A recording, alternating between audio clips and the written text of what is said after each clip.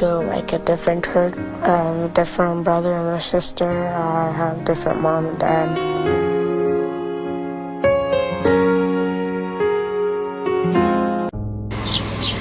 Ayahnya sendiri menghilangkan bukti bahwa dia telah membunuh ibu dan adik perempuannya, dan dia mendapatkan hukuman mati atas perbuatan yang dia lakukan. Ibunya dan adiknya mati di tangan ayahnya. Ayahnya membunuh mereka dengan sangat kejam, dan cara itu sungguh tidak berperi kemanusiaan. Kalau kalian dengar ceritanya pasti sangatlah sedih. Namun setelah kemalangan tersebut terjadi di dalam hidupnya, akhirnya si anak yang laki-lakinya yang masih hidup akhirnya diadopsi oleh seseorang yang sangat baik, dan anak tersebut akhirnya mempunyai keluarga baru, dan keluarga baru itu memberikan dia cinta dan kehangatan yang tidak pernah dia dapatkan selama ini. Lalu anak laki-laki itu berbicara bahwa dia pergi ke gereja yang berbeda. Aku memiliki saudara laki-laki dan perempuan yang berbeda, dan saya memiliki ibu dan ayah yang berbeda. I go like a different church, different brother and a sister. I have different mom and dad. Sebelum Ronnie Blair dapat tersenyum di samping keluarganya yang baru, dulu dia mempunyai kehidupan yang sangat gelap. Dia merasa seorang diri, dan dia tidak mengenal siapapun yang bisa dia andalkan. Tahun 2018, ayahnya telah membunuh ibunya dengan sangat kejam. Waktu itu ibunya ditembak lalu dipukul sampai meninggal, sedangkan adik perempuannya ditikam oleh ayahnya dan sampai meninggal juga. Sedangkan ayahnya diputuskan untuk dihukum mati oleh pengadilan karena kesalahannya berat. Si kecil Ronnie, anak laki-lakinya yang paling kecil, menderita luka tikaman dan luka bakar yang sangat parah yang harus dia dibawa ke rumah sakit. Sedangkan dia mempunyai harapan untuk bertahan hidup itu sedikit karena lukanya yang sangat parah. Namun saat dia berjuang di rumah sakit, dia bertemu dengan seorang malaikat yang membuat dia bisa bertahan hidup. Malaikat tersebut datang mengunjungi kamarnya secara kebetulan. Malaikat tersebut adalah detektif yang menangani kasusnya si Ronnie ini. Dia memegang tanganku saat aku pergi dan dia berkata, "Maukah kamu menonton film denganku?" kata Ronnie. Lalu si detektif bilang, "Maaf, saya tidak bisa sekarang, saya harus kembali bekerja," kata detektifnya.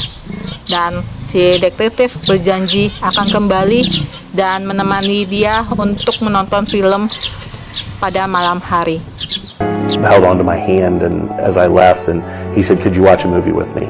And I said, "No, I can't. I got to go back to work." I said, "How about I'll come back and watch a movie with you tonight?" Akhirnya si Mike, si detektif yang baik ini memenuhi permintaan si Ronnie untuk menonton film, tetapi dia tidak datang seorang diri, tetapi dia mengajak keluarganya untuk nonton film bersama si Ronnie.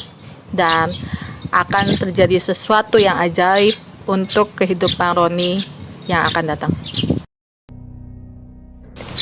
Sebelum pergi menonton dengan Ronnie, si Mike, detektif yang menangani kasus tersebut, menelepon istrinya untuk mengajak istrinya untuk bekerja pada malam itu.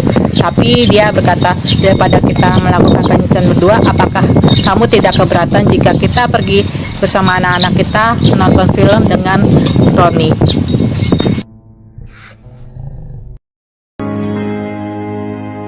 And so I called my wife, and we were planning to go on a date night that night. And I said, "Hey, instead of doing date night, do you mind if we go watch a movie with this kid?" Malam itu pasangan Blair merasakan sesuatu di hati mereka, seperti perasaan ingin mengadopsi si Ronnie. Pas malam itu, pas mereka nonton bersama, rupanya mereka harus melakukan sesuatu yang mereka ingin capai, yaitu mereka ingin sekali membawa Ronnie itu pulang ke rumah mereka dan menjadi anggota keluarga mereka. I would want to take Ronnie home with us starting that night. Akhirnya si detektif Mike dan beserta istrinya melakukan proses pengadopsian yang membuat mereka harus menunggu 5 bulan lagi baru bisa membawa Mike pulang ke rumah mereka. Wah, sebenarnya keluarga detektif Mike dan istrinya itu keluarga yang sangat baik ya. Dari sikap dan perkataan mereka seperti seorang malaikat, makanya kenapa mereka disebut malaikat di dalam video ini.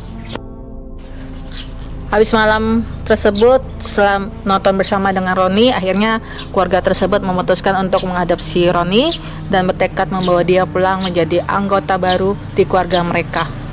Dan pas mereka sudah mengurus semua dokumen tentang pengadopsian si Roni, akhirnya si Roni mendapatkan telepon dari kayak departemen lah, kayak semacam yang mengurusi tentang pengadopsian di suatu negara. Akhirnya si Roni yang berusia 9 tahun merasa bahagia mendengar kabar bahwa dia akan diadopsi oleh keluarga detektif Mike. Akhirnya sekarang keluarga Mike bertambah menjadi 6 orang, yang dulunya 5 sekarang tambah 1 lagi jadi 6. She said, "Do you know anybody?" And I'm like, "Yeah." I said, "Well, we'll take him." And she kind of was like, "Excuse me?" Pada tahun 2019 akhirnya detektif Mike beserta istrinya Daniel berhasil mengadopsi Roni dan membawa dia pulang ke rumahnya. Walaupun si Roni mempunyai warna kulit yang berbeda dengan keluarga si detektif Mike, tetapi keluarganya menerima dengan baik si Roni dan merawatnya dengan baik. Dan si detektif Mike juga bijak ya, walaupun si Roni tahu bahwa kasus yang terjadi di dalam hidupnya, yaitu tentang pembunuhan yang dilakukan oleh ayahnya, akan menjadi suatu kenangan buruk di dalam hidupnya, sehingga dia tahu asal muasal dia datang ke kehidupan keluarga si detektif Mike, dan besarnya dia akan menjadikan pengalaman tersebut menjadi pengalaman yang luar biasa, sehingga dia tahu bahwa pembunuhan itu tidak bagus atau tidak baik dilakukan. Sekarang Roni adalah anak yang bahagia dan bersyukur bahwa dia telah memiliki keluarga seperti keluarga Mike.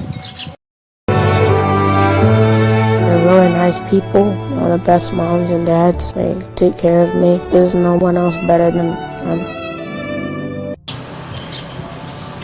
Keluarga Mike sangat menjaga si Roni, sehingga Roni merasa bahwa dia adalah bagian dari keluarganya, bukan orang asing. Sehingga si keluarga Mike Brothers ini mengajarkan satu mantra di dalam hidupnya si Roni, dan harus diulang setiap hari biar dia ingat terus bahwa dia adalah keluarga dari keluarga Mike Brothers, dan dia selalu dicintai keluarganya, dan dia merupakan bagian dari keluarga Mike Brothers.